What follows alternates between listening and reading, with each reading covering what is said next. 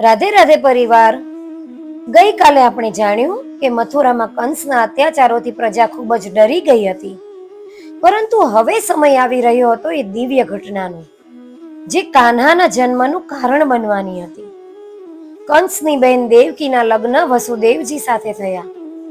લગ્ન પછી જ્યારે કંસ દેવકીજી અને વાસુદેવજીને રથમાં વિદાય આપવા જઈ રહ્યો હતો, ત્યારે અચાનક આકાશમાંથી એક દિવ્ય વાણી સંભળાઈ, હે કંસ, જે દેવકીની તું વિદાય કરી રહ્યો છે તેનું 8મું સંતાન જ તારા અંતનું કારણ બનશે।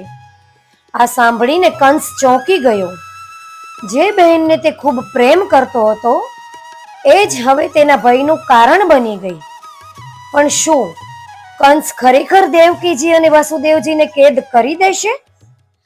આપણે જાણીશું આવતીકાલના વિડીયોમાં। ત્યાં સુધી તમે પણ કમેન્ટમાં લખજો રાધે રાધે।